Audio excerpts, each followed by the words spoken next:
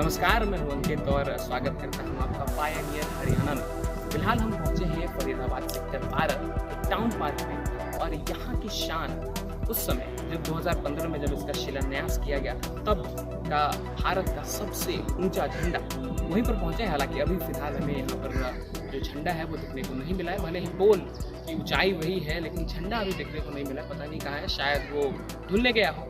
लेकिन जब इसका शिलान्यास किया गया था तब यहाँ पर बड़े बड़े भारतीय जनता पार्टी के मंत्री, चाहे वो केंद्र से हो या फिर राज्य के मंत्री हो, यहाँ पर मौजूद थे। भारतीय जनता पार्टी के उस समय के प्रमुख अमित शाह और फिलहाल के होम मिनिस्टर भी मौजूद थे। उनके साथ साथ धर्मेंद्र प्रधान जो कि केंद्र में मंत्री थे, एक्टर रणबीर कपूर भी आए थे और यहाँ फरीदाबाद के विधायक तब के विपुल गोयल भी यहाँ पर मौजूद थे। और तब ऐसा कहा गया था कि ये फरीदाबाद के साथ साथ पूरे हरियाणा और पूरे भारत की शान है कि पूरे भारत में सबसे बड़ा झंडा इसे ही कहा गया था।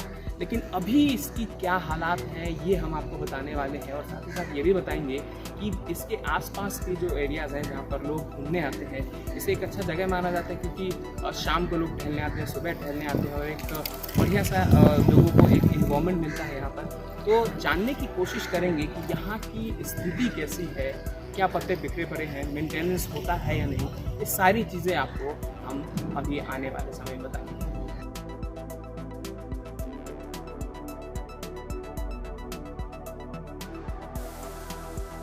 जब आप यहाँ पर आए हैं तो यहाँ की मेंटेनेंस से कितने खुश हैं? मेंटेनेंस तो खुश है पर काफ़ी इस समय जो पतझड़ का सीज़न है तो काफ़ी पत्ते देखने को मिल रहे हैं और साफ सफाई की समस्या आपको लगती है? साफ सफाई की समस्या है क्योंकि इस रीजन में जहाँ पर भी आप खड़े हैं यहाँ पर आसपास, हाँ जी और इन सभी जगहों पर हमें देखने को मिल रहा है कि कई जगहों पर हाँ जी पत्ते जो ऐसे बिखरे पड़े हैं।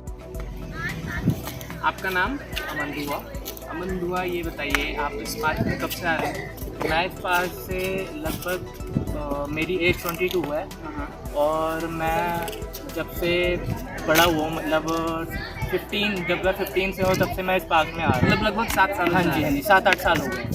अच्छा, 2015 में इस फ्लैग का शिलान्यास हुआ है। हाँ जी, उस वक्त ऐसा कहा गया है मुझे कि ये जो एरिया है काफ़ी साफ़ सफाई थी यहाँ पर, लेकिन अब अगर आप देखेंगे तो मेंटेनेंस उस तरह की है नहीं। ये सही बात है? नहीं ऐसा नहीं है, देखो टाइम के साथ ना सब चेंजेस आते हैं, बट ये है कि हाँ कभी कभी फ्लैग्स क्या कहते हैं यहाँ पे लगा देते हैं, कभी कभी हटा देते हैं। आई डोंट नो कि क्या रीज़न से हटाते हैं, बट शाम के टाइम पे सुबह के टाइम पे फ्लैग होता है, बट इस टाइम फ्लैग यहाँ पे नहीं है।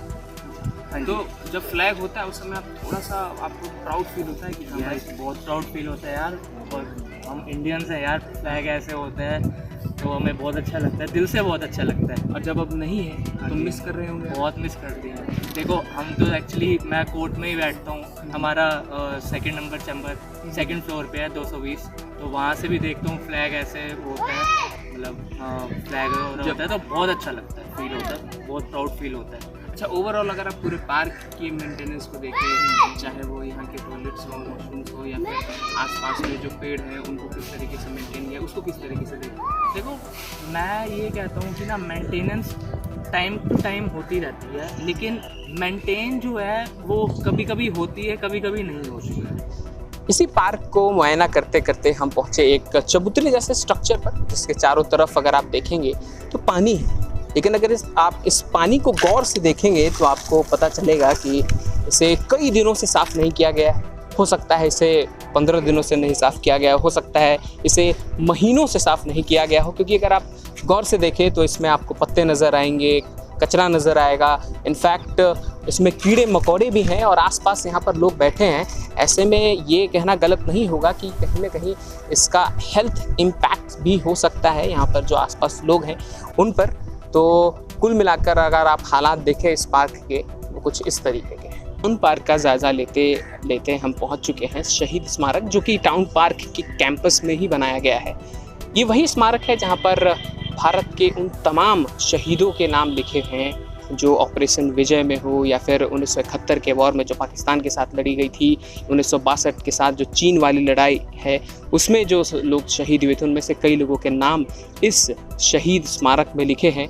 तो हमने सोचा कि यहाँ पर भी जान लेते हैं कि स्थिति कैसी है, और मैं अब नम्रता से अनुरोध करूँगा कि वो हमारे साथ चले। और यहाँ पर 1971 में जो वॉर टैंक यूज़ किया गया था, युद्धक टैंक, जो पाकिस्तान के खिलाफ हमने लड़ाई लड़ी थी 1971 में बांग्लादेश को आज़ाद कराने के लिए, उस युद्ध में इसी टैंक का प्रयोग किया गया था। आप देख सकते हैं इस टैंक, ये जो हरे कलर का टैंक आपको बैकग्राउंड में दिख रहा है, इसी टैंक का प्रयोग 1971 के वॉर में किया गया था। टैंक जैसा कि आप देख सकते हैं, इस पे लिखा है, इसकी लंबाई 25 इंच की है, चौड़ाई 10.6 इंच और ऊंचाई 9.6 इंच। ये वही टैंक है जिसका प्रयोग हमारे देश के योद्धाओं ने 1971 वॉर, जो हमने बांग्लादेश को लिबरेट किया था, जहाँ पर इंदिरा गांधी तब के प्राइम मिनिस्टर ने यहाँ से बहुत सारे योद्धाओं को भेजा था, वो सभी लोगों ने जाकर पाकिस्तान को लिबरेट किया था और उसी वॉर में इस टैंक का प्रयोग किया गया था।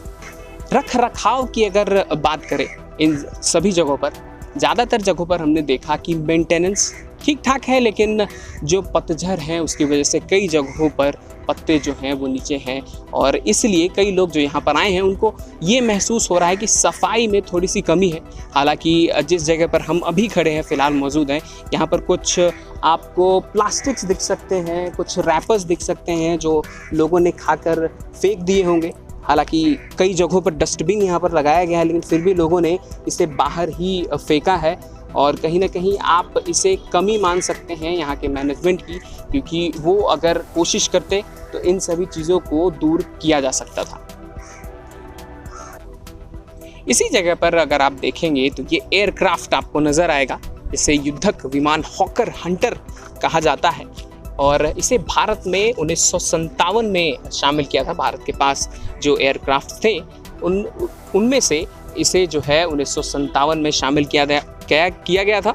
यूनाइटेड किंगडम यानी कि इंग्लैंड, जो अब आप कह सकते हैं, जिसमें आयरलैंड और स्कॉटलैंड भी जुड़ा है, वहीं से इसे लाया गया था। और इसकी अगर गति की बात करें तो 1150 किलोमीटर प्रति घंटा की रफ्तार से ये उस समय उड़ सकता था। हालांकि अब बहुत सारे एयरक्राफ्ट ऐसे आ गए हैं जो इससे कई गुना तेज भाग सकते हैं, लेकिन 1957 में इसे भारत में शामिल किया गया था। और फिर इसे पाकिस्तान के खिलाफ जो 2 युद्ध हुए थे 1965 और 1971, उन दोनों में ही यूज़ किया गया था। और गोवा को लिबरेट करने के लिए जब जवाहरलाल नेहरू हमारे प्रधानमंत्री थे 1961, उस समय भी इसे ही यूज़ किया गया था। तो अगर आप ओवरऑल देखें तो ऐसी जगहों पर जहाँ पर इसे इन सभी चीज़ों को रखा गया है, तो हम उम्मीद करते हैं कि यहाँ की जो मैनेजमेंट है, यहाँ की जो सरकार है, वो उनको कोशिश करनी चाहिए कि इन सभी चीज़ों की रख रखाव का खास ध्यान रखा जाए, साफ़ सफाई हो। लेकिन जितनी उम्मीद हमने की थी, हमें शायद निराशा हुई है, और कहीं ना कहीं निश्चित तौर पर ये कहना गलत नहीं होगा कि इन सभी जगहों पर साफ़ सफाई और अगर होती तो अच्छी होती। और ये हमने कुछ लोगों से बात की, उन लोगों ने भी माना। हालांकि कुछ लोग थे जिन्होंने कहा कि हाँ ठीक ठाक है, वो संतुष्ट हैं, लेकिन निश्चित तौर पर लोग कहीं ना कहीं नाखुश ज़रूर हैं।